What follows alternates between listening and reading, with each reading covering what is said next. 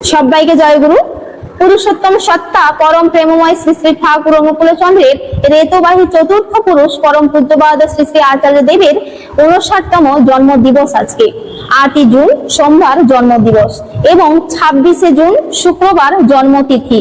আচার্য দেবের একটি কথা থেকে চরম শিক্ষা পেয়েছি আমি, এবং আমার মতোই হয়তো অনেকেই এই কথাটি শুনলে তারাও কিন্তু আশ্চর্য হবেন এবং শিক্ষাই পাবেন। আচার্য দেব বলছেন, কেউ যদি আমাকে কোনো জিনিস দেন, কোনো কিছু যদি দেন, আমি যদি সেটা গ্রহণ না করি, তাহলে আলটিমেটলি সেই জিনিসটা তো তারই থেকে গেল।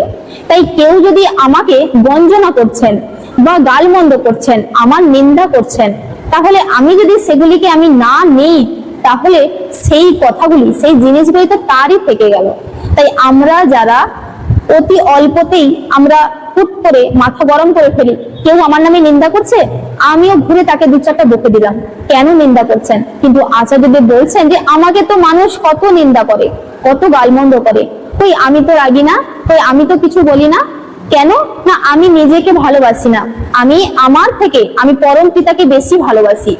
তাই যদি পরম পিতাকে বেশি ভালোবাসতে পারেন, তাহলে কে আপনাকে কে কি বলছে না বলছে সেসবে আপনার ধ্যান যাবে না, আপনি পরোয়া করবেন না।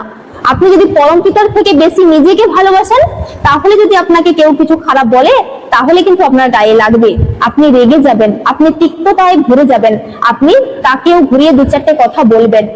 কিন্তু আপনি যদি পরম পিতাকে ভালোবাসেন, তাহলে এইসব কিছুই আসবেন না।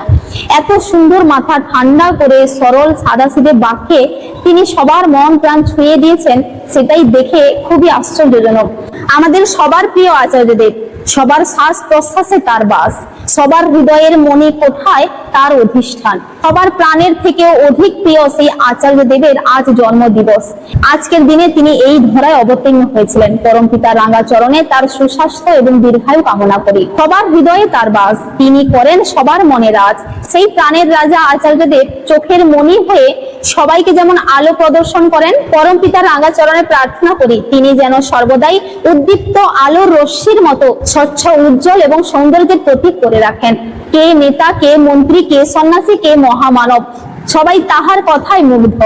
শ্রী শ্রী ঠাকুরের এক কথায়, এক আদেশে যেমন সবাই প্রাণপণে ছুটে, নিজের প্রাণের বাজি রেখেও সবাই প্রাণপণে তার পানে ছুটে যেত, এখন তারই প্রতীকী রূপ হলেন আচার্যদেব। যে যা বলছে বলুক, আমরা সেটাকে আমার নিজের গায়ে টেনে নিই।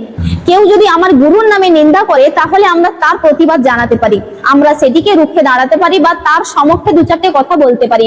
কিন্তু কেউ যদি আমাকে নিয়ে গঞ্জনা করছে বা আমার আচার আচরণের প্রশ্ন তুলছে বা আমার মধ্যে যদি কোনো ভুল ত্রুটি রয়েছে সেটিকে নিয়ে যদি কেউ খারাপ কথা বলছে, তাহলে কিন্তু আমার রাগার কোনো প্রশ্ন নেই। উল্টে আমি আমাকে আরো শুধরানোর চেষ্টা করব যে আমার মধ্যে কোন ফল্টটা রয়েছে, যা আমার গুরু আমাকে শিক্ষা দিয়েছেন। তুমি নিজের আচার আচরণের দিকে ধ্যান দাও, তুমি নিজেকে তৈরি করো। তুমি গুরু ধরেছো নিজেকে ভালোবাসবে বলে, নিজেকে ভালোবাসতে পারলে অপরকেও ভালোবাসা দিতে পারবে। আগে নিজে পরিবর্তন হও, তারপরে অপরকে পরিবর্তন করতে যেও। তাই এই সব কথাগুলি আমরা সাধারণত শুনতে পাই না বা আমাদের কেউ জানায় না। এই সৎসঙ্গে এসে আমরা এই সব শিক্ষা পাই এবং জানতে পারি, নিজের ব্যক্তিত্বকে আরো পরিবর্তন করার সুযোগ পেয়েছি, তাই এটিকে আর ছাড়বো না।